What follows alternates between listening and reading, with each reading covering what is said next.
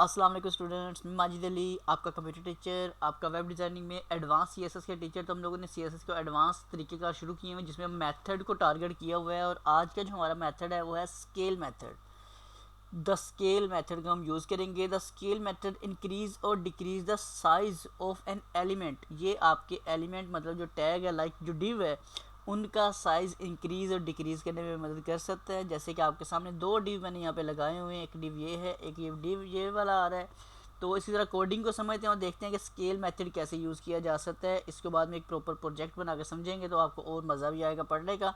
तो कोडिंग इसकी ओपन कर लेता हूँ मैं ज़रा। सबसे पहले तो हमेशा इसका HTML सेक्शन जैसे पहले कवर करते हैं वैसे कवर करते हैं आगे।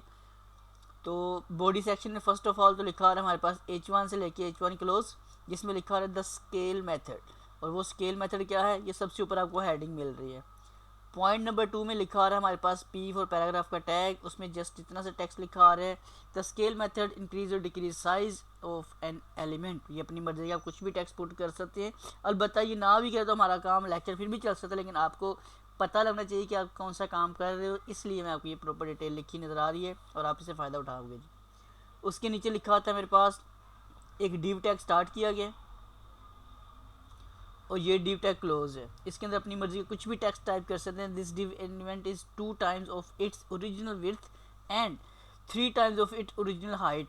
तो इसकी आप विड्थ और हाइट में कुछ वैल्यू पुट करूँगा जिससे ये 2 टाइम इसकी जो विड्थ होगी वो बड़ी हो जाएगी और 3 टाइम इसकी हाइट बड़ी हो जाएगी। वो भी करके देखते हैं। नीचे वाला जो बॉक्स है, ताकि HTML सेक्शन पर ख़त्म हो जाए फिर CS से मूव करते हैं। तो मेरे पास अब यहाँ से मैं आगे मूव करता हूँ, विड्थ में आ जाता है। दूसरे में भी ये लिखा रहा है this div element is 2 times of its original width and 3 times of its original height.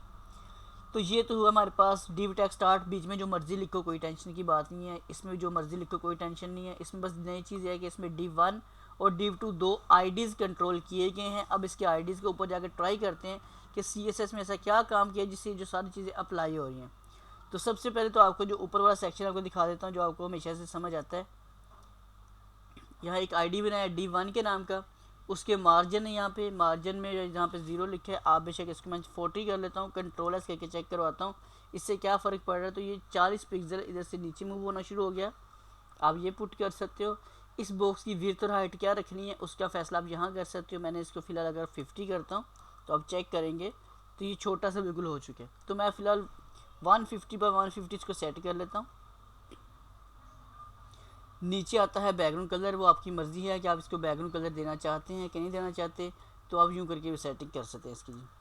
आगे अपनी मेन कोडिंग आती है, ये वाली नाम है इसका ट्रांसफॉर्म कोलन स्केल। आगे लिखा रहा है 1,1। अब ये 1,1 क्या चीज़ है देखने में तो यहाँ कोई फ़र्क नहीं। इसको 2,2 करके देख लेते हैं ज़रा।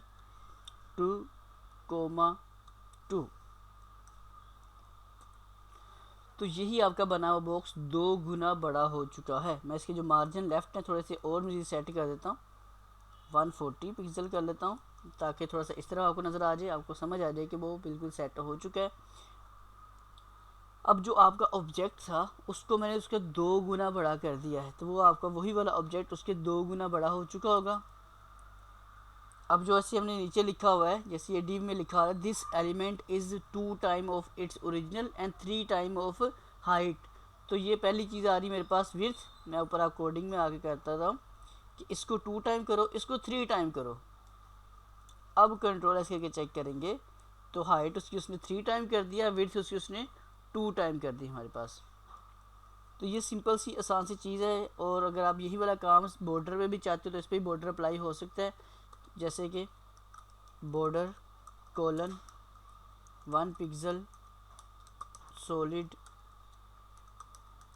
रेड।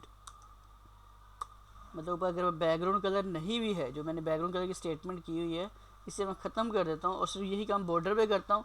तो आपको यही वाला काम बॉर्डर पे भी नज़र आ सकता है। अंदर से कलर ना भी हो तो काम ये वाला फिर भी अप्लाई किया जा सकता है। और you can also decrease the size of scale. आप इनका साइज़ छोटा करना चाहो वो भी कर सकते हो। तो इसका साइज़ डिक्रीज़ करने का मेथड क्या है, मैं ये स्टेटमेंट यहाँ से पकड़ लेता हूँ, ये वाली स्केल वाली। बल्कि ऊपर हमारे पास जो चल रही इसी में देख लेते हैं। इसमें आके 0.5 अगेन 0.5 कंट्रोल एस करके वेरीफाई करते हैं क्या होता है। तो मेरे पास 150 था, तो उसने उसका हाफ आपके सामने ला के डिस्प्ले कर दिए। इसको मैं यहाँ से कोमा लगा के 3 गुना कर लेता हूँ, उसको मैंने कम कर लिया। तो आप देखेंगे कि आपने जैसी सेटिंग कर रहे हैं सारी की सारी वैसी अप्लाई होती जा रही है। हाँ, एक और अगर चीज़ को समझने की आप कोशिश करो तो देखा जाए इसके अंदर जो टेक्स्ट लिखा आ रहा है वो भी आपका साथ सेम का सेम वैसे ही काम कर रहा है। तो इसका मतलब ये हुआ कि इसके अंदर जो लिखा हुआ टेक्स्ट है वो भी साथ ऐसे ही काम करेगा और ये भी वैसे ही काम कर रहा है जी आपका। मतलब कि स्केल अगर मैं बड़ी करूँ 2 गुना करूँ तो जो डिव के अंदर जो भी चीज़ें सारा कुछ उस पर भी अप्लाई होके आ रहा है। और आप ट्रांसफॉर्म जो ऑप्शन आ रही है मेरे पास, इसके अंदर स्केल में 2 चीज़ें और भी हैं। स्केल एक्स और वाई, इनको हम अलग अलग सेपरेटली भी कंट्रोल कर सकते हैं। तो एक ट्राई करते हैं, इस कोडिंग को यहाँ से पकड़ते हैं, कंट्रोल एक्स में कर लेता हूँ, यहाँ ले जाते हैं कोडिंग को जहाँ हम कोडिंग कर रहे हैं। इस कोडिंग को अगर मैं यहाँ से कर देता हूँ इरेज, अब चेक करते हैं क्या हुआ। यहाँ से मैं अगर कर देता हूँ आकर 3, चेक करते हैं क्या रिज़ल्ट आ रहा है।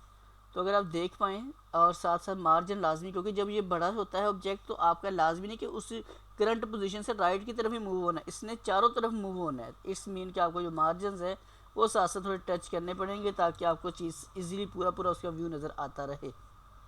तो ये मेरे पास इसके अंदर लिखा हुआ टेक्स्ट बना हुआ जो बॉर्डर है, जो हाइट है, विड्थ है, सारी कंट्रोल हो रही है। लेकिन अभी हमने सिर्फ कोडिंग अप्लाई की है ये वाली ट्रांसफॉर्म स्केल एक्स वाली। इसी तरह अगर आप एक्स यूज़ कर सकते हो तो आप वाई को भी इस्तेमाल कर सकते हो, मतलब कि आप दोनों को अलग अलग भी यूज़ कर सकते हैं। मैं इसे कट कर लेता हूँ,